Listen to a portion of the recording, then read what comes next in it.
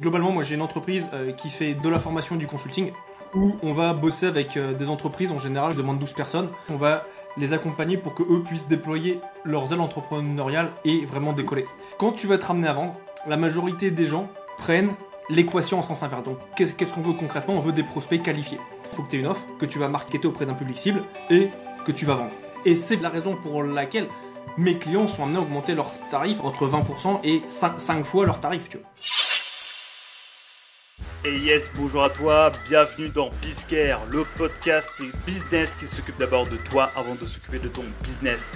Toutes les semaines, je reçois un entrepreneur qui va nous parler de mindset, d'investissement, de développement personnel, professionnel, spirituel, dans un seul but, te permettre de faire plus de business en étant aligné avec toi-même. Sans plus tarder, je te donne rendez-vous dans l'épisode que tu es venu consulter et je te dis à plus tard. Salut! Hello! Salut, salam, shalom à tous. Bienvenue sur Bizcare, le podcast qui s'occupe d'abord de toi avant de s'occuper de ton business. Aujourd'hui, on va parler de pluie horizontale. On va parler de services et réseaux de communication. Et on va parler de bégaiement. Tantôt, on va nous dire, mais what the fuck? C'est quoi cet épisode? Tu vois, j'ai pas cliqué pour ça. Non, en fait, en discutant avec Gaël en off, on s'est trouvé plein de points communs ensemble. Et donc, du coup, peut-être qu'on va parler de ça ou pas. Mais surtout, on va parler de choses et d'autres qui vont vous permettre d'avoir une offre irrésistible sur le marché parce qu'aujourd'hui, j'ai invité le number one de la francophonie qui va faire de vous des personnes qui vont créer des offres sur lesquelles vos clients n'auront pas d'autre choix que de vous dire « j'achète ». Aujourd'hui, j'accueille Gaël Régnier et cette intro est beaucoup trop longue. Salut Gaël. Bonjour Bilker et bonjour à vous tous qui nous écoutez.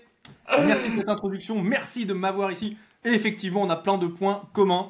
Exactement. Tu veux qu'on commence par lequel? Par SRC, par le bégaiement ou bien directement par ou bien directement par ton backstory? Tu choisis, je te laisse faire, c'est toi le boss. Vas-y, Ok. moi je suis là pour toi, je suis là pour tes auditeurs.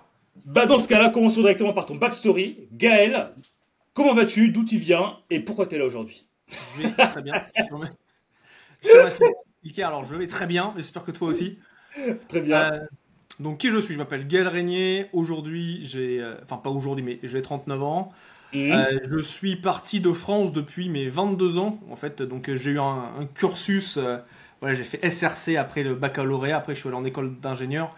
SRC, on en reparlera. Service et réseau de communication, c'est le DUT. J'ai découvert qu'on avait fait le même avec Bilker. Le meilleur DUT du monde, les amis. Extraordinaire, on en parlera. Ouais. Et puis ensuite, durant mon cursus, moi en fait à la base, je suis un ingénieur informaticien. Moi, je suis Linux, donc c'était ma spécialité. Donc c'est le logiciel alternatif open source alternatif à Microsoft. Et en fait, ce qui s'est passé, donc j'ai commencé à vivre, j'ai vécu dans un premier temps au Cambodge. Ensuite, j'ai vécu pendant 13 ans à Londres. Ensuite, j'étais à Bali. Et finalement, là, aujourd'hui, je suis venu rejoindre ma compagne, donc, qui est indonésienne, mais qui vit aux Pays-Bas. Donc là, je suis présentement aux Pays-Bas, à La Haye, à côté de la Cour internationale de justice.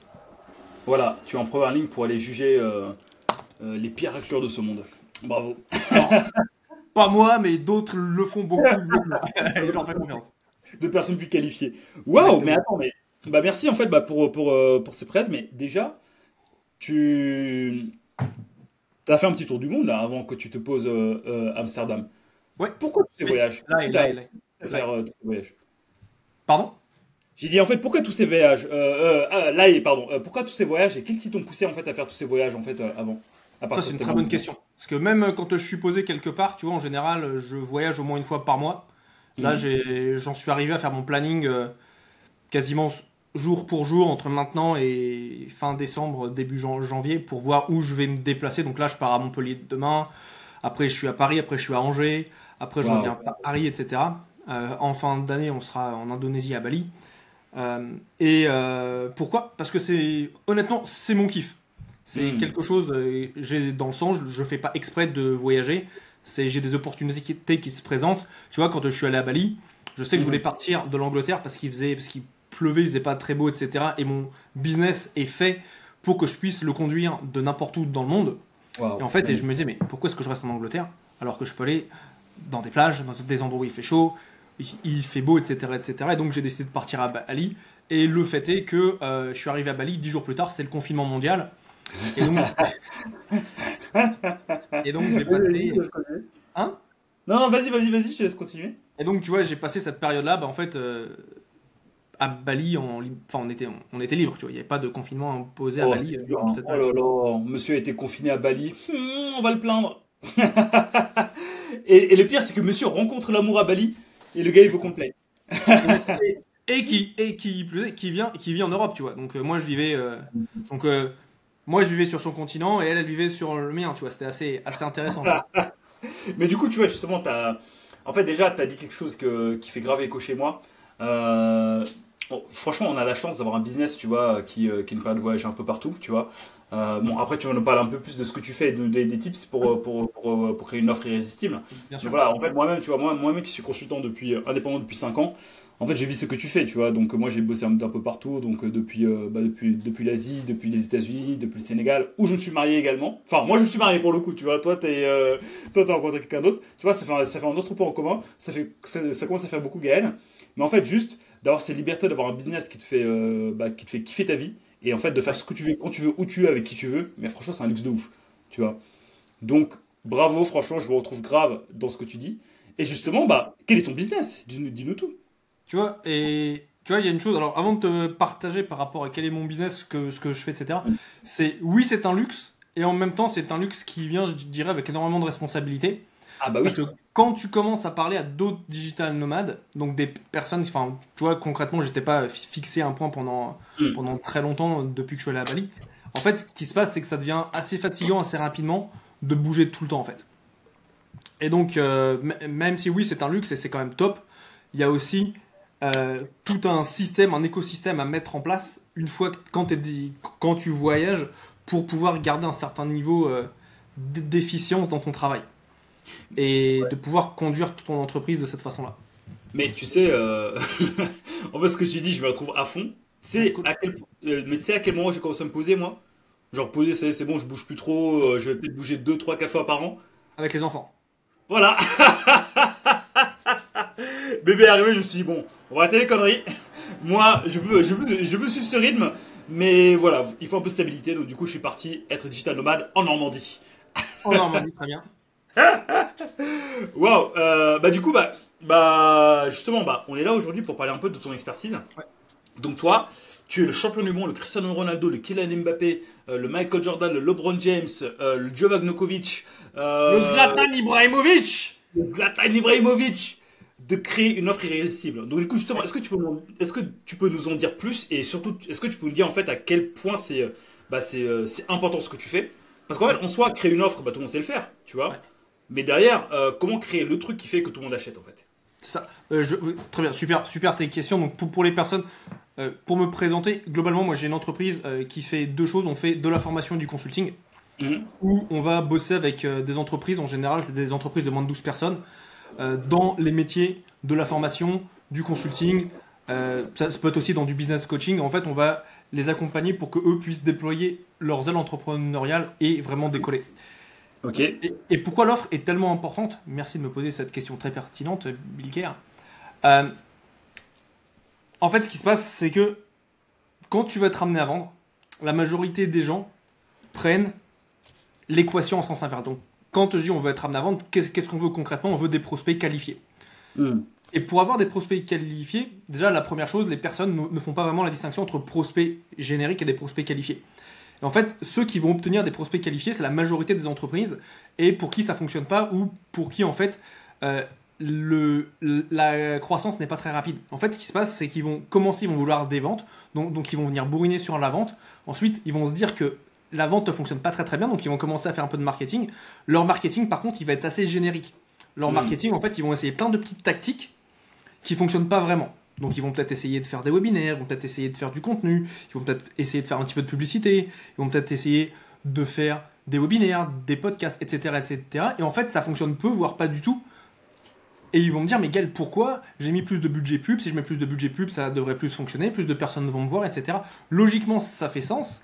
Mais ce qui se passe, c'est qu'en fait, l'étape avant le marketing, c'est l'offre. Mhm. Donc pour être amené à vendre, quand tu prends le cours normal, c'est dans un premier temps, il faut que tu aies une offre que tu vas marketer auprès d'un public cible et que tu vas vendre. Donc, je résume, première étape, voilà. Bon, tu as une communauté, donc tu as identifié à qui ce que tu vas vendre, ce que tu vas vendre. Ensuite, tu fais une offre qui va répondre aux besoins de cette communauté. Ensuite, tu marketes cette offre auprès de cette communauté. Et ensuite, tu vends l'offre que tu viens de marketer auprès de la communauté.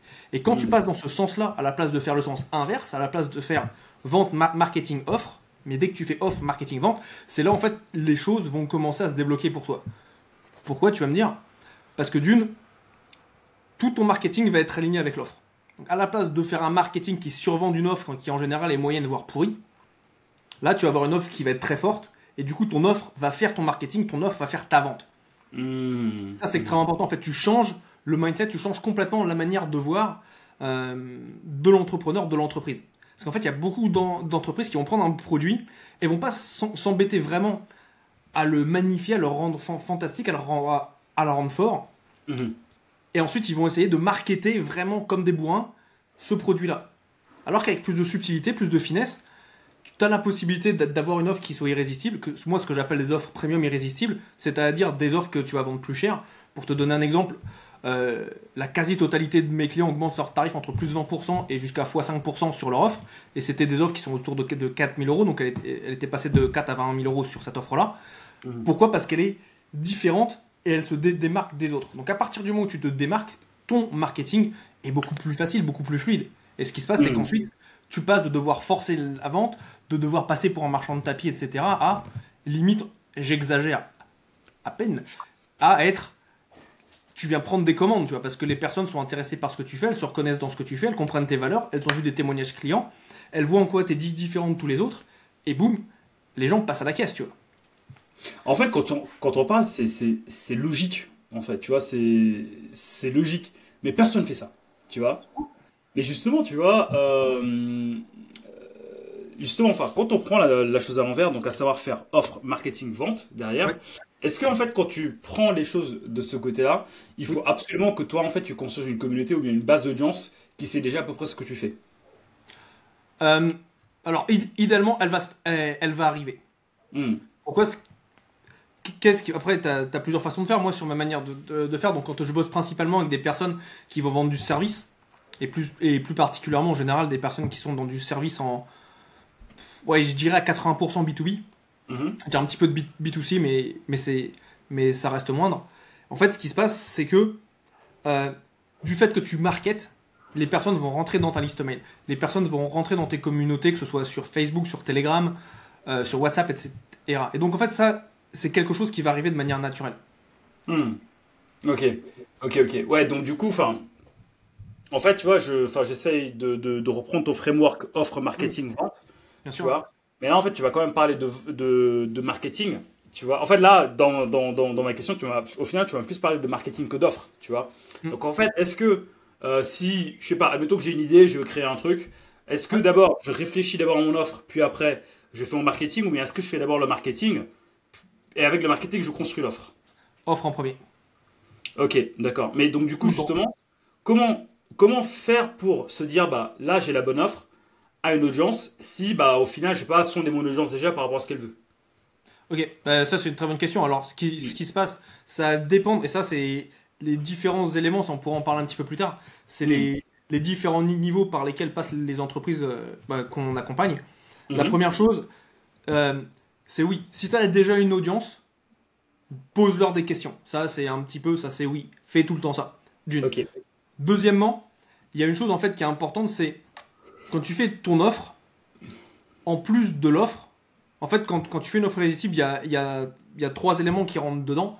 Le premier, c'est ce que j'appelle le packaging magnétique d'expertise. Donc, c'est comment Mhm. toi tu prends ton expertise et tu le packages de manière à ce que ce soit attirant, Mhm. à ce que les personnes veuillent l'acheter. Ça, c'est le premier point. Le deuxième point, c'est d'avoir ce que j'appelle le positionnement distinctif. Le Mhm. positionnement distinctif, qu'est-ce que c'est? C'est quand tu es expert. Quand tu es expert, il y en a énormément des experts avec une expertise similaire à la tienne. Tu vois. Des experts en SEO, il y en a des brouettes. Tu vois. Laisse tomber. On est d'accord. Mais comment faire pour toi que tu sois positionné de manière différente par rapport aux autres? Que tu passes d'un expert, moi c'est ce que j'appelle le process, tu passes d'expert à autorité dans ton domaine. Tu passes d'expert où là tu vas uniquement vendre ton expertise à autorité où là t'es appelé, tu vas dans des conférences, tu coécris des livres ou tu écris des livres, t'es dans des podcasts, t'es interviewé, etc. etc. Comment tu fais ce chemin-là et ça c'est le deuxième point qui est extrêmement important. Et c'est ce que je mets également quand je crée une offre premium irrésistible. C'est comment tu vas au-delà uniquement de l'offre. Et le troisième point, c'est les 4 leviers psychologiques de l'achat. Donc c'est les leviers à utiliser dans ton offre pour que les gens puissent passer à l'action au niveau des achats. Ok. De la dite offre. Mais c'est hyper intéressant. C'est hyper intéressant. Justement, tu vois, reprenons tu vois, l'exemple du SEO. Ouais. Le SEO, en fait, voilà, je prends cet exemple-là parce que je suis dedans. Moi, j'ai mon programme où j'apprends en fait soit aux salariés ou bien soit aux entrepreneurs de devenir libres avec une compétence facile. Donc facile à acquérir et rentable sur le marché pour que tu puisses en fait créer le chiffre d'affaires que tu veux. Tu vois, Ok. avec ce que je fais. Donc en fait au final, en soi, moi je vois pas tant du SEO, je vois la liberté qu'il y a derrière. Tu vois, en fait Oui. je vends ce que te permet de faire cette compétence-là. Tu vois, Oui. est-ce que au final, quand tu crées ton offre et quand tu fais ton marketing, tu dois tu dois vendre la destination absolument. Donc en gros, avec cette compétence, je peux faire ça. Et c'est ça justement qui te fait passer de gars lambda à autorité. Ou est-ce qu'en fait il y a encore autre chose, tu vois, qui fait que au final tu passes de gars lambda à autorité. On prend mon exemple parce que c'est moi qui suis l'autre quand même. Ok. Mais par contre, l'idée, tu vois, c'est d'avoir une réponse la plus large possible pour que nos interlocuteurs puissent en profiter, quoi. Alors, sur ça, moi, il y a 5 aspects que je vois qui sont clés pour passer d'expert à autorité dans ta niche. Et c'est ce que j'appelle, moi, c'est le processus du positionnement distinctif. La première chose, c'est comment est-ce que toi, tu vas être amené en fait à créer ta propriété intellectuelle sur le marché. Exemple, tu connais la pyramide de Maslow ? Oui. Qu'est-ce qui fait qu'en 2023, on parle encore de Maslow alors qu'il a créé sa pyramide il y a plus de 80 ans ? Ouais, c'est vrai. Je sais pas. Alors qu'il y avait des centaines de milliers d'autres psychologues qui étaient dans le même, enfin, qui faisaient la même chose que lui. Pourquoi est-ce qu'aujourd'hui on parle encore de cette personne-là et pas des autres ? Toi de me dire. Propriété intellectuelle. Il a créé la pyramide de Maslow. Il a pris son savoir et l'a packagé de telle sorte à ce qu'il ait la possibilité de le transmettre à d'autres êtres humains. Ok. Tu vois ? C'est hyper intéressant ça. Ok. Donc du coup en fait, juste sur ce point-là, avant que tu enchaînes sur les 4 autres points, Ouais. pour toi, pour passer de expert à autorité, il faut que par rapport à ce que tu fais, tu théorises quelque chose qui fait sens. C'est exactement ça. Tu Ok. vois, l'expert a la capacité de recracher ce qu'il a appris. Ouais. L'autorité a créé quelque chose de nouveau par rapport au savoir, à l'expérience que lui a amalgamé. Tu me donnes des idées de fou là. Mais vas-y. Et Ok. ça veut dire beaucoup de choses parce que du coup, c'est le point numéro 5, c'est que quand tu es expert, tu as un tarif d'experts parmi d'autres experts. Donc en général, ce qui se passe, ça va être des personnes au niveau de leur marketing, il n'y a rien de mal à ça, mais en fait, ils vont marketer leur savoir, leur connaissance. Exemple, s'il dit moi je suis expert SEO, il va dire moi je sais mettre ton site numéro 1 sur Google, comme tous les autres experts SEO, ok ? Ouais. Du coup, ce qui se passe, ils vont pas avoir suffisamment de marge parce qu'ils vont te comparer à des personnes qui font la même chose. Du coup, ils vont plus avoir, en gros, un business model qui, pour moi, fait le plus sens, c'est de travailler auprès d'autres agences qui achètent cette expertise. Quand tu passes d'experts, donc qui recrachent un savoir à autorité, qui crée de la nouveauté, là, tu as ton marketing qui est fait par toi-même. Qui est fait parce que tu parles, parce que tu as conçu quelque chose. Et ça, c'est la raison pour laquelle mes clients sont amenés à augmenter leurs tarifs entre, voilà, comme je dis juste avant, entre 20% et 5 fois leurs tarifs, tu vois. 5 fois. Et ils n'étaient pas à 20 euros, ils étaient à 4000 euros déjà, donc ils passent de 4 à 20 000 euros. Alors là, les personnes qui nous écoutent, ils vont être sceptiques, ils vont dire oui, mais non, moi je peux pas, c'est pas possible. Vous inquiétez pas, toutes les personnes que j'accompagne me disent ça, me disent non, mais moi je peux pas. Qu'est-ce que mes concurrents vont dire ? Et c'est pas possible, et blablabla. Tout le monde me dit ça. Mais ensuite, c'est simple, vous avez deux options dans la vie, c'est soit vous croyez vos pensées limitantes, soit vous les suspendez. En anglais, ils disent to suspend your disbelief. Vous suspendez, vous mettez en pause ces croyances-là pour vous dire, ok, qu'est-ce qui est possible ? Et si eux l'ont fait, pourquoi pas moi, tu vois ? Et je pense franchement, si en France, on vivait plus de cette façon-là en se disant, eux l'ont fait, pourquoi pas moi à la place de venir taper sur les autres. Je pense que la France repartirait. Tu sais, il y a deux façons de créer le plus grand building dans ta ville. Tu sais ce que c'est? Non, bah dis-moi. Première façon, tu crées le plus grand building. La deuxième façon, c'est de casser tous les autres.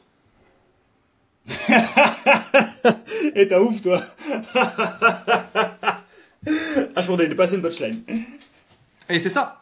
Et ça, donc soit tu décides de créer le plus grand building parce que c'est ton objectif, soit en fait tu crées le tien qui va être moyen et tu fais en sorte que les autres soient rabaissés. Et moi, je suis pour élever les entrepreneurs. C'est ma mission, tu vois. J'ai été suffisamment harcelé quand j'étais à l'école, je revenais avec les épaules bleues, et rabaissé quand j'étais à la maison, que pour moi, tu vois, c'est les entrepreneurs qui sont autour de moi, mon objectif, ma mission, c'est de les élever, qu'ils soient libres, qu'ils soient soutenus, qu'ils soient épanouis dans leur journey, dans leur chemin entrepreneurial. Mais c'est hyper intéressant comme ce que tu dis, parce que en fait, tu vois, enfin, je reprends l'exemple de la pyramide de Maslow. Euh, Aujourd'hui, c'est clair que si Maslow se réveille de sa tombe, tout le monde serait prêt à acheter son or à 20 000 euros, tu vois. Donc, alors qu'en fait, en soi, je pense qu'il va juste se dire des choses que tout le monde sait déjà, ou bien qu'un psychologue un peu moins connu pourrait également dire. Donc, du coup, selon toi, donc tout expert qui veut passer d'expert à autorité, donc doit breveter sa méthode, ou bien doit dire, voilà, moi, ma méthode, c'est ça, les autres, ils font ça, moi, je fais ça.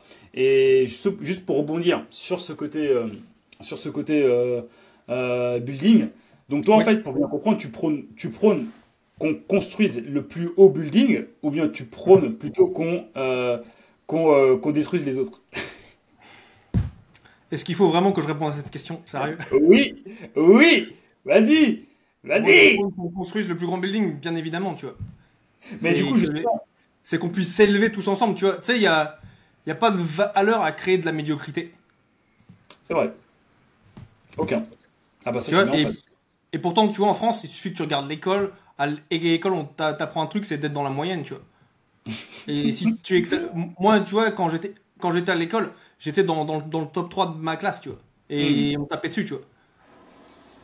Bah oui, parce que Et, c'est pas normal. et tu vois, c'est pas normal. Et souvent, c'est ce qu'on apprend en France, tu sais, c'est un peu la moyenne, la moyenne, tu vois. Bah, Franchement, c'est pas à la hauteur de qui on est vraiment, tu vois. De l'être de lumière qu'on est vraiment. mais tu sais, franchement, enfin, j'en parlais ce matin avec une personne que j'avais accompagnée sur le programme SEO Pareto. Mhm. Euh, c'est que, en fait, quand tu es dans un système normal, entre guillemets, genre tu fais ton bac plus 5, puis après tu commences à bosser, puis après tu es matrixé par le système, en fait, il y a des niveaux de conscience que tu n'atteins pas. Il y a des choses que tu ne vois pas. Parce qu'en fait, on te condamne à être dans la moyenne. Alors qu'effectivement, si tu te retrouves en fait à créer de la valeur comme ce que toi tu fais et comme ce que moi j'essaie de faire tous les jours, tu vois, et en fait, à partir de là, tu commences en fait à toucher à d'autres systèmes et à d'autres manières en fait de voir les choses. Ta conscience s'élève, tu Ouais. vois, et surtout en fait par rapport à là, bah, tu te dis, mais en fait, on a tout intérêt en fait à apporter de la valeur l'un de l'autre pour avancer tous ensemble plutôt que justement d'être dans cette moyenne, dans cette médiocrité ambiante, comme j'aime bien l'appeler, qui au final bah, ne nous fait pas progresser, pire, nous rend dépressifs tous, tu vois. C'est Donc, ça. non, effectivement, je suis complètement en phase. Et donc, du coup, tu vois, bah, rentrons un peu plus en détail dans ce que tu fais, parce que Ouais. nous, chez Biscare, on aime bien du concret, tu vois. Moi, j'aime bien, tu vois, aller prendre les entrepreneurs, tu vois, essayer de gratter un maximum, parce que, voilà. Euh, ok, on doit créer une méthode, on doit créer, en fait, le truc qui nous caractérise. Une fois qu'on l'a créé, est-ce que c'est cette chose-là qu'on doit marteler à chaque fois, tu vois, sur les posts qu'on fait, sur le contenu qu'on crée sur notre site, sur les témoignages qu'on fait, est-ce que c'est ce truc-là qu'on doit marteler en mode, vas-y, c'est ça qui fait que ça, ou pas? Idéalement, oui. En fait, cette méthodologie-là va être au cœur de toi, ce que tu vas être amené à marketer. Hmm. Parce qu'en fait, à la place de dire la même chose que tout le monde, bah là, tu vas avoir quelque chose qui va être unique à toi. Hmm. Tu vois, c'est ça qui est important. C'est quand je parle pour moi de l'offre premium irrésistible, Hmm.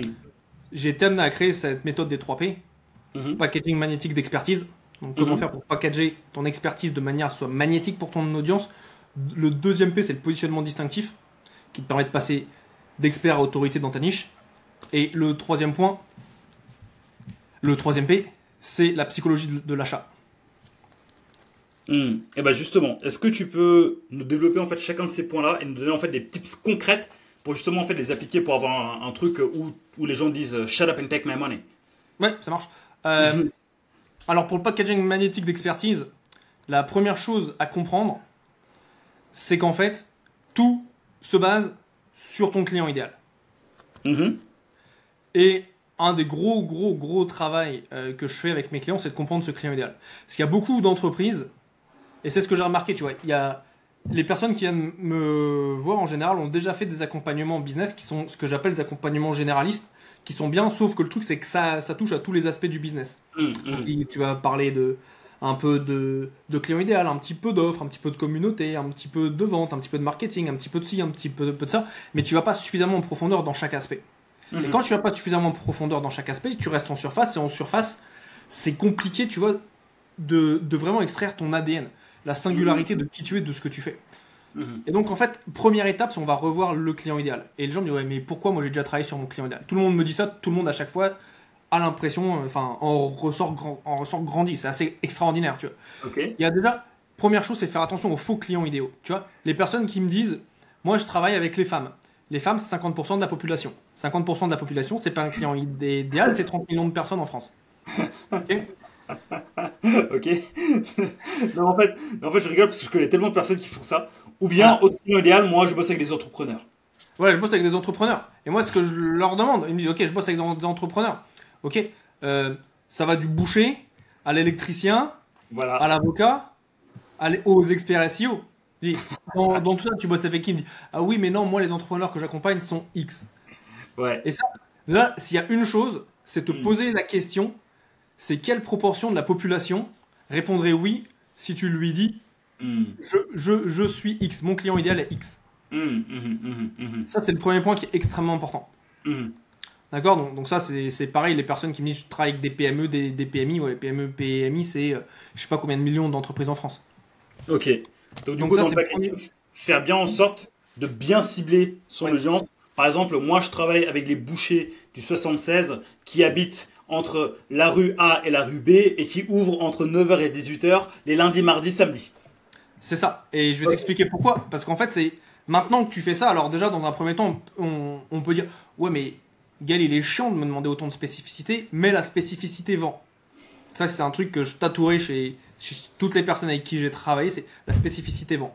En fait, ce qui se passe, c'est quoi? C'est que une fois que tu sais qui tu cibles, bah, quand tu vas être amené à cibler ces personnes-là avec les outils de publicité, dans le SEO, quand tu vas être amené à choisir les termes que tu souhaites pour mettre dans tes blogs, dans tes articles, etc., c'est important de savoir à qui tu t'adresses. Si tu fais du contenu en organique, pareil, comment est-ce que les personnes réagissent à ça, à ce contenu, à ce que tu vas leur écrire.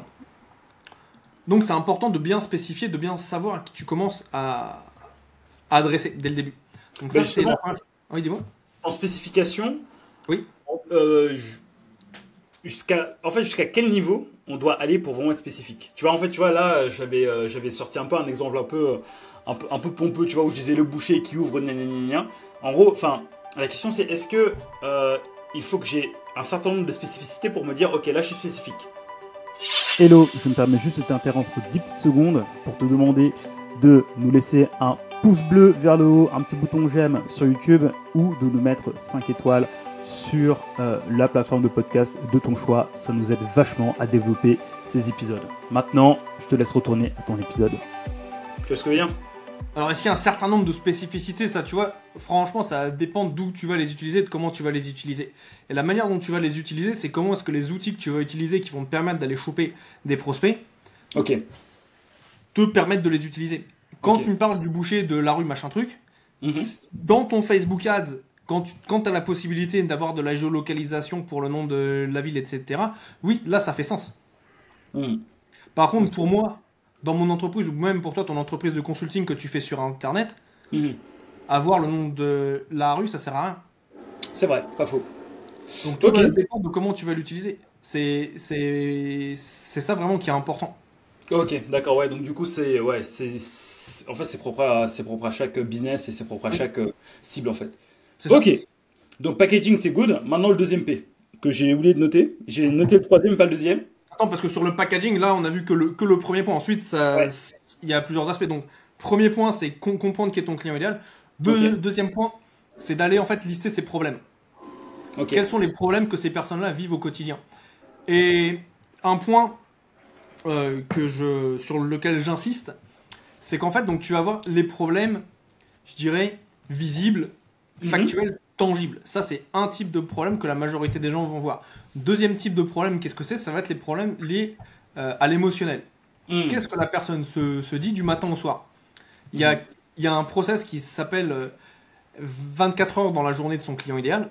En fait, tu dis, ok, du matin au soir, qu'est-ce qu'il va se dire? Quelle va être sa première pensée le matin quand il va se lever? Que va-t-il se dire quand il va se brosser les dents, quand il va aller au travail, quand il va faire ci, quand il va faire ça? Et du début à la fin, pour que toi, tu comprennes vraiment à qu'est-ce que tu t'adresses. Tu sais, petite parenthèse, tu vois, enfin moi, je me permets juste de faire ces petites anecdotes. Quand j'ai lancé ma formation SEO Pareto, en fait, je me suis dit, vas-y, je vais donner cette compétence aux personnes qui veulent être libres de leur taf. Oui. Et comme ça, en fait, voilà, ils pourront en fait commencer en fait à créer la liberté comme moi je l'ai créée depuis 5 ans. Ouais. Et en fait, tu vois, en fait, au final, je suis mon client idéal parce que tu vois, tu vois, en fait, je me souvenais en fait de choses qui se passaient à l'époque où je voulais démissionner. Et je me rappelle en fait la première chose qui m'était venue à l'esprit, c'est quand je me lève le matin, je me fais putain. Encore 2 jours, c'est vendredi. Tu vois? Et franchement, tu vois, en fait, à un moment, j'avais dit ça dans le webinaire, tu vois, et en fait, à la fin, tout le monde me dit, mais c'est trop ça! Du coup, en fait, effectivement, je comprends la pertinence de ce que tu dis et voilà, je le touche du bout des doigts. Et souvent, c'est ça, tu vois, les gens pensent qu'il faut un marketing compliqué, et de ci et là, et en fait, il y a une chose, c'est, je vais te donner un exemple qui a fait signer un client, c'est la majorité des gens, quand je leur dis, vous allez sélectionner un client idéal, et partir à partir de là, et ils commencent à partir de là. Et souvent, ils me disent, ouais, mais gars, j'ai peur de me fermer des portes. Ouais, c'est vrai. C'est Et vrai. en fait, ce qui se passe, c'est que tu te fermes pas des portes. C'est qu'en connaissant qui est ton client idéal, tu sais sur quelle porte aller taper. Tu sais, en fait, j'aime bien l'analogie des portes. Moi, j'aurais plus dit, quand tu tapes tout le monde, tu entrouvres des portes, tu vois. Ouais. Par contre, quand tu vas taper un, tu ouvres la porte grand avec le pied, tu débarques. C'est ça. Hmm. Et c'est, tu vois, c'est sur cette analogie qui est assez simple en fin de compte que la personne m'a dit, Gal, j'ai compris ce que je dois ajuster. Ok, ça marche. Waouh. Ok, d'accord. Est-ce que tu as d'autres choses à nous partager sur le P des packaging avant qu'on passe à l'autre P? Le dernier, c'est une fois que tu as les problèmes, rédige les solutions que tu apportes pour solutionner ces problèmes et crée tes véhicules de livraison de cette offre à ton client idéal. Et t'es bon. Ok. Ok. Donc du coup, typiquement, je suis pas mal actif sur LinkedIn. En gros, si je suis pardon, sur LinkedIn, je parle de sa douleur. Je dis que pour résoudre sa douleur, c'est un webinaire ou bien une masterclass qui va avoir lieu tel jour. Ou bien je dis, bah voilà, si tu veux résoudre cette douleur, en fait, clique ici dedans est mon offre. Plus ou moins. Alors non, c'est pas comme ça exactement. La manière dont ça fonctionne, c'est en comprenant la solution à ce problème qu'ensuite tu vas mettre cette solution dans l'offre. Et en fait, c'est comme ça que tu vas construire, que tu vas bâtir une offre qui va être directement en lien avec les problématiques du client. Ce qui fait qu'en fait, toi, quand tu comprends le cheminement que ton client doit suivre pour obtenir le résultat promis, donc toi, tu sais qu'il doit passer par étape A, B, C. Quand tu mets ça dans les livrables de ton offre, le client idéal n'a qu'une seule chose à faire, c'est dire bah oui, c'est normal, ça fait sens, tu vois. Ok. Mais donc du coup justement, enfin, comment les amener est-ce que par rapport à ce que tu dis là, qui est hyper pertinent, est-ce qu'il y a un canal de transformation qui est préférable ou pas? C'est celui de ton client idéal, c'est là où est ton client idéal. Ok. Bon voilà, terminé. Tu vois, si tu sais que tes clients sont plus sur LinkedIn, va pas sur Instagram. En fait, quand j'ai canal de transformation, est-ce que c'est un webinaire? Est-ce que c'est par mail ou tu vois, est-ce que c'est un lien de paiement direct? C'est quoi? Alors ça, c'est une très bonne question. Ça, c'est une question vraiment qui est stratégique. Et ça va dépendre en fait de ton client. Donc moi, pour mes clients, pour les clients avec lesquels je bosse, qui ont généralement des tarifs qui sont premium, on va passer par des appels de closing, donc des appels de vente. Moi j'aime beaucoup passer par les webinaires aussi auparavant parce que ça forme vraiment le client quand tu l'as au téléphone. Parce qu'en fait, il a déjà vu des témoignages, il sait ce que tu fais, etc. etc. Ok, ouais, je vois. Ok, donc, très bien. Bon, bah, le temps file. Maintenant, passons au deuxième P. Le deuxième P, c'est ce que j'appelle donc le positionnement distinctif. On avait commencé déjà tout à l'heure à en parler. Positionnement distinctif, donc on avait vu, il t'apporte deux choses. C'est un, c'est la propriété intellectuelle. Deux, ça te permet d'augmenter ton tarif. Un autre gros avantage, tu vois, du positionnement distinctif, ça te permet d'obtenir des passages médias. Donc les passages médias, qu'est-ce que c'est? Alors c'est pas, vous allez pas être à TF1, etc. Je dis ça pour vous rassurer parce que j'ai des personnes qui me disent ouais mais Gaël, moi je me vois pas passer à TF1. Non, tu choisis où tu mets le curseur, tu vois. Si t'aimes être sous le feu des projecteurs, etc., va sur TF1. Si par contre t'aimes bien faire des podcasts, des interviews, etc., c'est ok aussi, ça reste des passages médias. Là où est ta niche, et qui plus est, encore une fois, tu choisis les médias où sont tes clients. Tu vois, exemple, pour moi, de passer sur TF1 à l'heure actuelle, je n'en vois pas l'intérêt. Mais passer sur Biscard, passer sur Biscard, ça fait complètement sens, tu vois. Et voilà les gars, Biscard supérieur à TF1, qu'est-ce qu'il y a? Exactement. La petite boutade. Ok, d'accord. Ok. Donc ça, ouais, vas-y. Ouais, dis-moi, donc là, tu vois, donc, que ce soit moi ou mes clients, on passe en conférence. Là, tu vois, ce week-end, samedi prochain, je suis intervenant, j'ai été invité à parler au Mastermind Sud de France devant une centaine de personnes. Nous, on s'est rencontrés au Mastermind de Laurent, où j'étais intervenant également. Big up Laurent. Big up à Laurent, qui était sur un épisode précédent. Ça, par contre, je l'ai vu. Ok. Et ça fait... Et en fait, c'est comme ça en fait, que tu vas être amené à bâtir ton autorité. Pourquoi? Parce qu'il y a toi et tous les autres. Tu vois, quand tu as parlé chez Laurent, parce que tu es également intervenu chez Laurent, bah, ça fait qu'il y a toi en tant qu'expert SEO et il y a tous les autres experts SEO qui sont restés assis dans leur chaise. C'est vrai. Et donc, ça, tu vois, c'est extrêmement important. Donc c'est extrêmement important en fait, en soi, si on veut se tailler une place au soleil, c'est important de prendre la parole et de dire, voilà, moi je fais ça, voici mes résultats et voici comment je peux t'aider. C'est exactement ça. C'est ça qui est extrêmement important, tu vois. Et en plus, c'est toutes les retombées qui sont derrière. Tu vas voir des photos, tu vas voir des vidéos, les gens vont parler de toi, etc. De deux. Si t'as pas accès dans un premier temps à des conférences où tu es invité avec un public, etc., commence par des conférences en ligne, commence par des webinaires, commence par des lives sur Facebook. Et en fait, ce qui se passe, c'est plus les gens vont te voir sur scène quelque part ou avec d'autres personnes, et plus ils vont se dire, ok, lui, il y a un truc qui se passe là, tu vois. Mais du coup, justement, regarde, là, attention Gaël, on va toucher un point sensible. Vas-y. On va toucher un point sensible que j'ai connu aussi. Qu'est-ce que c'est? Comment parler aux gens si toi-même tu sais pas parler? Comment parler aux gens même si toi-même tu sais pas parler? Voilà, on sait parler là, on est bien. Non, mais ce que je veux dire par là, c'est que, en fait, je me reconnais beaucoup dans ton histoire. C'est pour ça que je pense que je t'apprécie aussi beaucoup. C'est que tout comment, en fait, t'as eu un passé de bec comme moi, tu vois. Oui. Donc, je vais en faire un peu.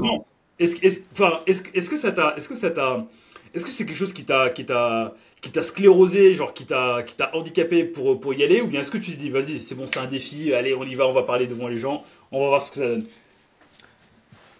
Tu veux la vraie réponse? Ah bah, on est sur Biscard, ici, on veut que de l'authenticité, tu vois, vas-y. Moi, je vais te dire, ça, pour moi, ça n'a jamais été un problème. Ok. Ça, tu vois, j'ai fait du stand-up comédie, jamais été un problème. Ah ouais? Ouais. Ah, mais genre toi, t'es un mec marrant? A priori, ouais. Ok, fais nourrir. Fais nourrir, allez. Bouffon, divertez-nous. J'avoue, c'est horrible. Maintenant, fais nourrir. Putain. Bon, pour revenir en fait à ce qu'on se disait, je suis mort. Vas-y, bah du coup, donc t'as fait du stand-up comedy, ça n'a jamais été un problème. Non. Mais tu sais quoi? J'ai même eu des gens... Enfin, moi, au début, je m'en suis pas rendu compte. Et c'est à force de donner des conférences en public que les personnes sont venues me voir et m'ont dit « Putain, t'es quand même vachement courageux de faire ça avec ton handicap. » J'ai fait avec mon handicap. Mais de quoi tu me parles, mon gars? Il dit « T'as un bégaiement. T'es bègue. » Je fais « Ouais. Et ?» C'est bah, c'est courageux. Je suis, ok, cool. En fait, j'ai commencé à en parler à partir de ce moment-là parce que justement, moi, je le voyais. Moi, j'étais dedans, tu vois, pour moi, c'est normal. Les gens, ils doivent attendre un petit peu certaines fois quand je suis sur certains mots. En plus, mon bégaiement, j'ai un bégaiement sur les consonnes gutturales. Donc, les consonnes gutturales, c'est notamment le G et le R. Ouais. Et mon prénom, c'est Gaël avec un G et Régnier avec un R. En fait, la vie t'a dit, on va rigoler un peu. Allez, c'est ça. Mais c'est ça. Déjà, mon prénom et mon nom, déjà, ils étaient fait en sorte que ce soit un petit peu plus complexe, tu vois. Ah bah oui, c'est et je me souviens, tous les mardis à l'époque, j'allais chez BNI. BNI, c'est pour les personnes qui ne connaissent pas, c'est un réseau d'entrepreneurs où en fait on se passe des leads pour aider nos business respectifs à se développer. Et tous les mardis, je devais donner mon prénom et mon nom en anglais à chaque fois, tu vois. C'était un peu Gaël Régnier, tu vois. Donc c'était un petit peu, quand je me présentais, c'était assez... ça pouvait être compliqué. Franchement, honnêtement, félicitations, hein, parce qu'en fait, là où tu dis en fait que pour toi ça n'a jamais fait de différence. Moi, en fait, à un moment, j'avais pris ça comme un défi, tu vois. Ok. J'avais pris ça comme un défi. Je me suis dit, ah, je ne sais pas parler devant les gens, et bah, je vais faire plein de conférences, je vais donner plein de cours, et les gens vont voir, tu vois. Après, en fait, à ce moment-là, je me suis rendu compte que c'était juste la peur, en fait, tu vois, la peur de m'exprimer devant les gens, mais il y a la peur de me planter, et aussi un certain nombre de confiance en moi qui faisait en fait que je n'avais pas parlé. Mais quand je me suis lancé ces défis-là, j'ai fait, ah ouais, bah c'est bon, ah bah voilà, bah c'est bon, bah c'est parti alors, tu vois. Donc voilà, à toutes les personnes qui nous écoutent, franchement, la peur, c'est là où est l'objectif. Voilà, je le rappelle parce que j'ai bien rappelé, la peur, c'est là où est l'objectif. Donc allez-y, les amis. Ça, c'est bon comme punchline, ça. Punchline, bla bla bla. La peur est là où est l'objectif. Voilà, la peur est là où est l'objectif. La peur est là où est l'objectif. Excellent. Donc ok, non, mais hyper intéressant. Donc du coup, positionnement distinctif, prendre la parole pour que les gens se disent waouh, c'est là où ça se passe. Effectivement, c'est là je peux le confirmer parce qu'en fait là depuis quelques temps je prends pas mal la parole. Je prends pas mal la parole sur des podcasts et sur des passages médias. Et pareil en fait je commence à avoir des retombées. Le jour en fait j'étais parti dans un endroit, on m'a dit c'est toi Bill Kerr? J'ai fait salut. Oui c'est moi, toi t'es qui? Ah mais je t'ai vu sur le podcast de tel. Ah ok ouais ça va, ouais c'est moi, ouais tu fais un autographe ou... Donc ouais, effectivement en fait juste pour en fait ça crée un petit comment dire, ça crée en fait un effet de waouh putain en fait je lui parle, tu vois. Ça. Tu vois, aux personnes en face, effectivement en fait ça augmente ta valeur perçue. Ça je peux bien le confirmer. Je suis en train de le dire. Ok. Ok, mais ouais, vas-y. Ensuite, l'autre point par rapport à ça, donc c'est une fois que donc ça, on a vu propriété intellectuelle, les passages médias. Ensuite, tu vois, c'est d'être auteur. Donc pour les personnes qui nous regardent en vidéo, voilà, auteur Amazon, best-seller sur Amazon en Angleterre et on ne rigole pas. On est entre best-seller, nous, Amazon, nous. On ne rigole pas. On est entre best-seller Amazon, ça. Voilà. Et c'est quelque chose, en fait, tu vois, tu as un tiers des Français qui souhaitent être auteurs. Ouais. Et donc, être auteur, c'est toujours une valeur haute en termes de valeur perçue. C'est vrai. De ouf. Et pour ça, c'est important d'être auteur. Ensuite, encore une fois, il y a des échelons. Donc, si tu dis oui, mais moi, je me sens pas encore prêt à écrire un livre, bah, déjà, c'est faire des publications régulières sur les réseaux sociaux, écrire des articles, des blogs, par exemple, pour faire du SEO. Ça peut être dans des magazines. Ça peut aussi être, pourquoi pas, commencer par écrire un e-book. Et c'est en fait, c'est commencer à mettre la plume sur le papier. Parce que bien sûr, au 21e siècle, on écrit encore à la plume. Hein. Et commencer en fait à enregistrer toutes ces idées qui vont te permettre de passer d'expert à autorité. Donc cet expert qui recrache ce qu'il a appris uniquement à cette autorité, qui crée quelque chose d'unique par rapport à son expérience, à ce qu'il a appris, etc. Ah bah ça, je suis aussi très bien placé pour te dire ça. Parce qu'en fait, depuis que j'ai écrit mon bouquin il y a 4 mois, mais les stories, il y a des gens qui me disent ah ouais, Bill Kerr, à toi maintenant, t'es là maintenant. Ah non, tu pèses dans le game maintenant, Bill Kerr. Ah non, toujours le même. Ah oui, c'est vrai, je suis juste best-seller Amazon. Mais bon, ça sert à rien, tout le monde peut faire ça. Mais non, mais c'est vrai que ça change ta valeur perçue, c'est un truc de ouf. Mais ça, tu vois, c'est marrant ce que tu dis là. Oui, mais je suis best-seller Amazon, tout le monde peut faire ça. Et en fait, c'est dès que tu commences en fait à dire tout le monde peut faire ça, c'est là où en fait tu sais que tu as quelque chose qui est unique. Je vais te donner un exemple, c'était pas plus tard que la semaine dernière. J'étais avec un client, donc je fais ce qui s'appelle des grilles. Donc ce que j'appelle par un grill, c'est une sellette. C'est-à-dire qu'en fait mes clients vont venir présenter leur offre auprès de ma communauté. Et moi ensuite je vais leur donner des feedbacks par rapport à cette offre-là. En direct. Un peu comme si ce qu'on fait là maintenant, mais qu'on avait en plus une cinquantaine de personnes qui venaient nous regarder en plus.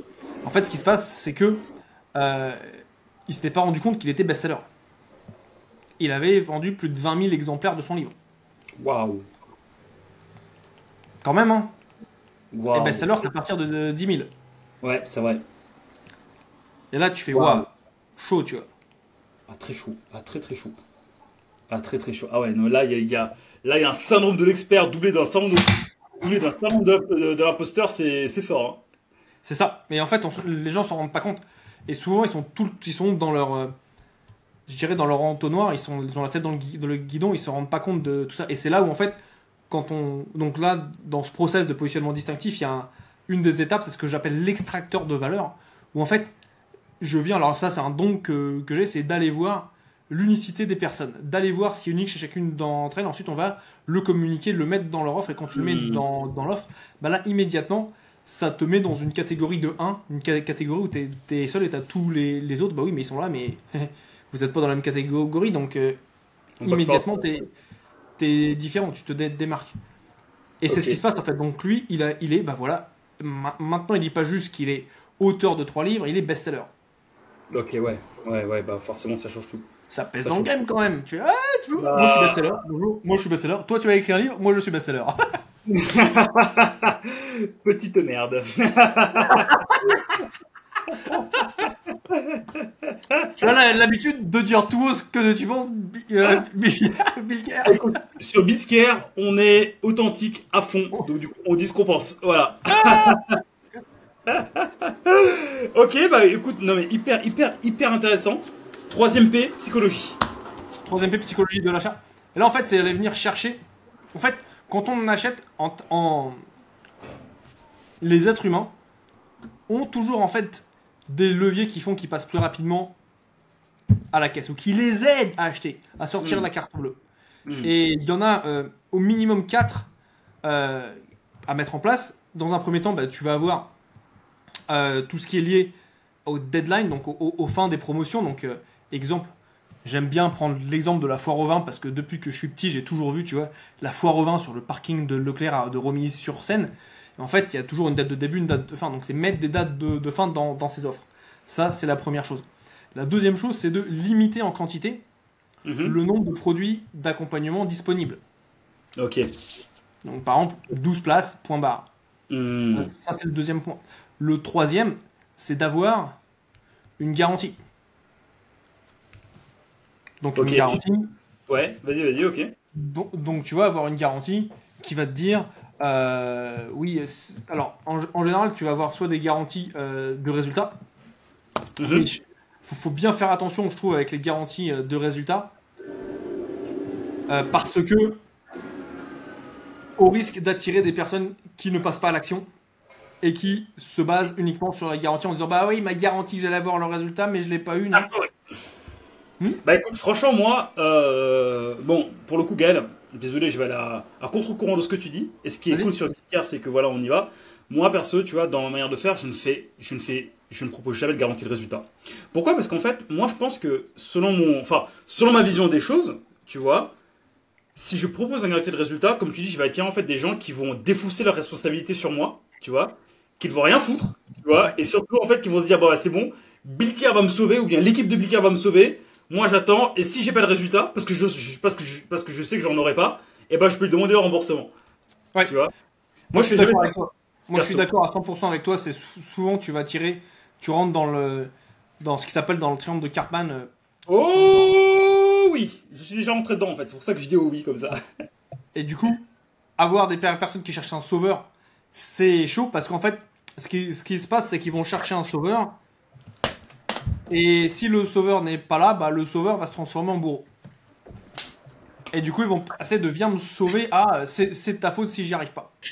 Mais tu sais, franchement, en fait, déjà, d'une, ça m'est déjà arrivé. Et ça m'a fait très très mal. Je le raconte dans mon bouquin pour ceux qui veulent toujours le voir. Mais en fait, tu vois, c'est ce que je dis toujours en fait aux personnes que je forme. En fait, je leur dis, en fait, comme ça commence à être, enfin, comme c'est les consultants juniors qui sont sur le marché, ils me disent en fait qu'il y a des gens qui les contactent pour qu'ils aient absolument du résultat. Moi, je leur dis, franchement, tu fais ça, tu rentres dans un bourbier qui va te casser, pas seulement en tant que consultant, mais en tant qu'être humain. Tu vois? Tu peux dire que, tu peux supposer que, tu vois, en faisant ça, eh ben, tu peux atteindre ça, mais par contre, dire que, ouais, t'inquiète pas, on va atteindre ça à 100%, tu te mets une balle dans le pied, dans le ventre, dans les oreilles, dans les yeux, dans la tête, et où tu veux. Ouais, je suis d'accord avec toi. Donc, Mais donc ça, tu vois, faire attention à ces garanties-là. Ensuite, tu vois, dans certains, comment dirais-je, après, tu peux avoir des garanties type satisfait remboursé, etc. Si t'es pas content avec ça, tu peux demander le remboursement. Donc, tu as aussi ça en termes de satisfaction par rapport au produit, etc. Donc, tu as aussi cette option-là. Et aussi, quand tu vends des formations, tu as. Voilà, c'est un délai de rétractation de 14 ou 15 jours. 14 jours en France, je crois. De 14 jours en France, très bien.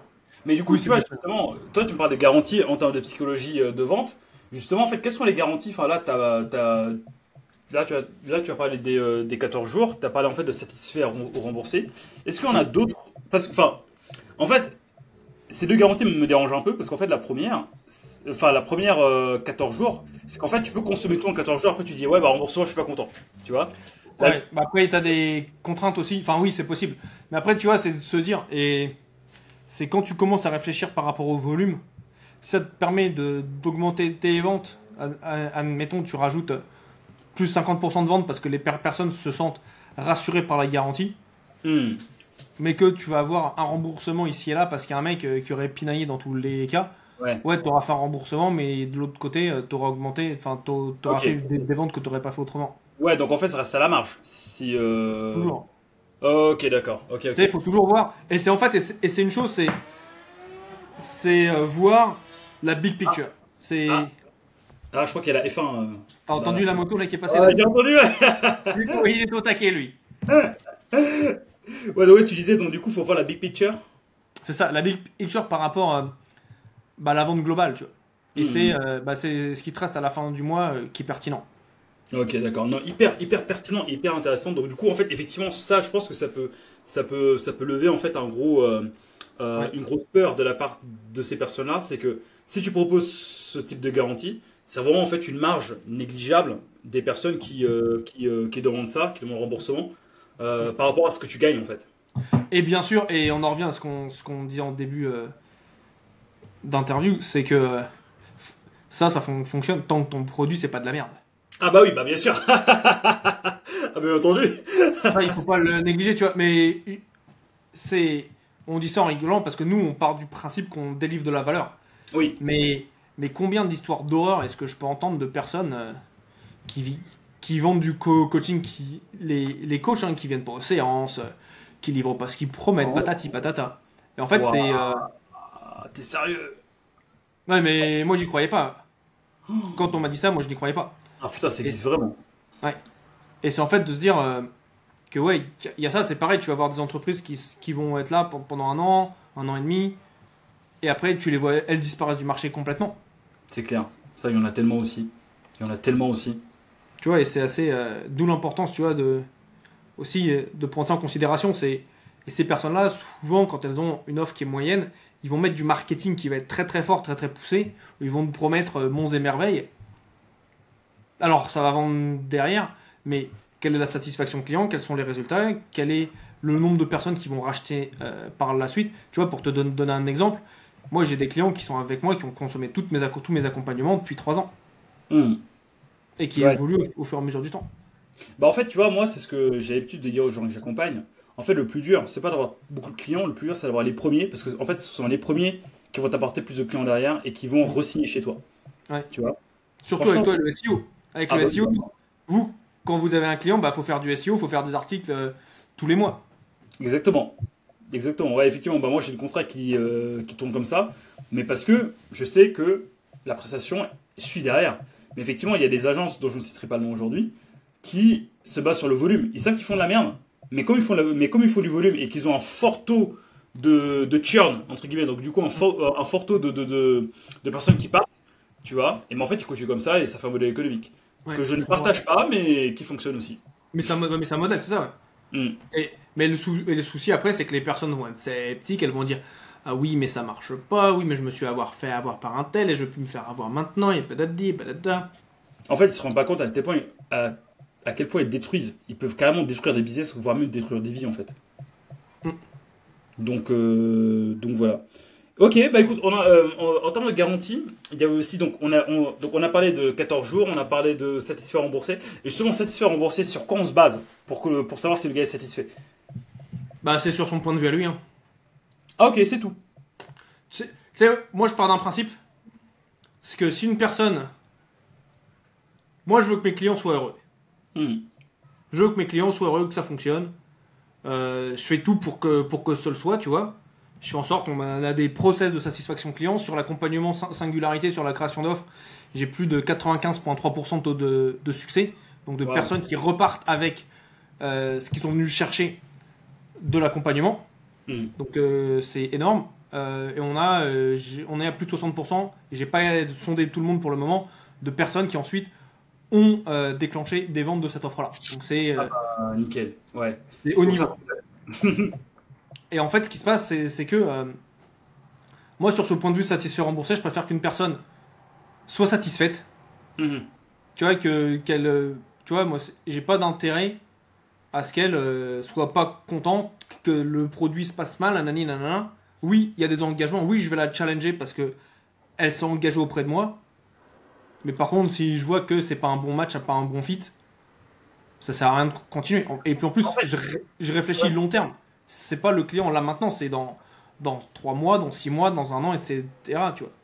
mais tu vois, en fait, justement, c'est intéressant ce que tu dis, mais sur la partie purement sur quoi tu te bases pour savoir si le gars est heureux ou pas, c'est sur. Comment dire? Est-ce que tu as des critères totalement objectifs, tu vois, à valider avec lui, ou bien est-ce que quand la personne vient et dit bon, bah, moi je suis pas content, rembourse-moi, ça fonctionne? Moi, je lui demandais déjà pourquoi il est pas content. Bien sûr, parce que toi, déjà, ça te fait du feedback pour la suite. Ça me fait du feedback. Mais Mais en si fait, le gars il est pas content, ouais. le mec il dit non, moi ça me va pas, c'est pas ci, c'est pas ça, nanani, nanana. Mhm. C'est déjà de comprendre les raisons du fait qu'il soit pas content. Mhm. Et puis après, à la place d'être attaché à l'oseille, voir si c'est correct ou pas ce qu'il me dit, tu vois.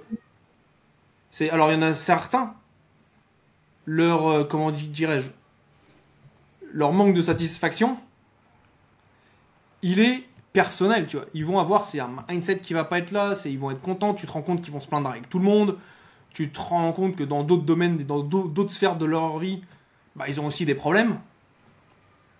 Et en gros, toi, t'es juste une autre personne avec qui elles sont dans des conflits. Donc ça sert à quoi d'aller plus loin? Et surtout, c'est de me dire, ok, qu'est-ce qui se passe dans 3 ans? Qu'est-ce que je préfère? Est-ce que je préfère avoir la charge mentale, la charge émotionnelle de cette personne et garder les quelques milliers d'euros qu'il m'a payé, ou m'en libérer, lui rendre les sous et aller continuer à développer mon activité et penser à la prochaine personne que je vais rendre satisfaite et heureuse? Bon, bah, fin du game. Non, non, mais c'est ce que je voulais te faire dire en fait. Ah, la manipulation, man! Ah, la manipulation! T'as vu, hein? T'as vu? Tout ça, je vais vous l'apprendre sur mon programme qui s'appelle. Non, je rigole. Gaël, franchement, hyper pertinent. Merci beaucoup pour toutes ces pépites. Pour construire une offre irrésistible. Oui? C'est quoi, ça marche? Pour les personnes qui veulent connaître le 5e point du positionnement distinctif. Ah, pardon, et vas-y. Et le 4e, comment dirais-je? Et le 4e levier psychologique de l'achat qui est vraiment très très très puissant. Comme là on n'a pas le temps, ce que je te propose c'est qu'ils viennent me rencontrer au sein de ma communauté. Ils me disent qu'ils viennent de ton podcast et on termine la conversation. Avec grand plaisir. Bah du coup, comme d'habitude, tu me donnes ton petit lien, je les envoie vers toi. Je te donne mon petit lien. Voilà, Simple. avec grand plaisir. Le petit lien c'est Gaël Régnier, donc GAELREIGNIER, gaëlrégnier.com/communauté, et là tu tombes sur ma communauté sur Facebook. Réponds aux 3 questions. Si tu réponds pas, tu rentres pas, c'est comme en boîte. Est-ce que t'es accompagné ou pas? Est-ce que t'as mis des chaussures classe ou pas? Exactement, c'est ça. Et puis voilà, on continue la conversation avec plaisir. Et bien entendu, ça vous engage absolument rien, hein, messieurs, dames, hein, qui Non. vous écoutent. Voilà, voilà. Gaël, waouh, merci beaucoup pour ces partages de valeurs. Franchement, en fait, là, avec ce que tu nous as donné, eh ben, on peut commencer en fait à se créer son offre irrésistible. La technique des 3P, packaging, positionnement, psychologie, elle est ultra puissante. Et en fait, je me rends compte en fait que je le mettais en place sans même le savoir, tu vois. Donc du coup, c'est ultra méga puissant. Et voilà, il y a là, maintenant, il n'y a plus qu'à. Il n'y a plus qu'à. Il n'y a plus qu'à Faucon. Donc, où est-ce qu'on te retrouve? Donc, tu avais dit Facebook, mais où est-ce qu'on peut te retrouver d'autres? Le mieux, vous allez sur gaelrenier.com/communauté. Vous rentrez dans ma communauté. C'est animé. Je fais des conférences, je fais des grilles. Là, dans 1 heure, là, j'ai une dame qui est fantastique, qui s'appelle Edith Lassia, qui est conférencière, auteur et écrivaine. Enfin, auteur, c'est pareil qu'écrivaine. Qui a travaillé voilà, dans auprès de grandes maisons telles que Cartier, Yves Saint Laurent, etc., qui va nous parler justement également du sujet de la singularité. Donc je traite et je voulais amener une autre experte voilà, qui vienne partager sur le sujet. Top, waouh, magnifique. Ce type de personnes qui sont dans mon réseau qui viennent intervenir, donc il y a toujours vraiment une très grosse valeur ajoutée. Waouh. Ok, bah écoutez, si vous voulez en savoir plus sur Gaël et avoir des gens high level comme ça, n'hésitez pas. Lien voilà, gaelrenier.com/communauté et là vous serez servi. Gaël, qu'est-ce qu'on peut te souhaiter maintenant? Une bonne fin de journée. Très bonne fin de journée Gaël. Franchement, j'ai été hyper content de te recevoir. Franchement, ouais, merci pour toute la valeur. Honnêtement, c'est en fait, je mesure la valeur que tu me donnes parce que moi-même j'étais en train de le faire sans le savoir. Et là, vu que tu as posé des mots dessus, mais c'est juste phénoménal en fait, tu vois, ce que tu as fait. Donc merci Gaël, c'est vraiment hyper cool. Et puis à très bientôt. Merci bien Milker également, à bientôt. La bise, et je te dis ciao. Salut. Salut Gaël, ciao.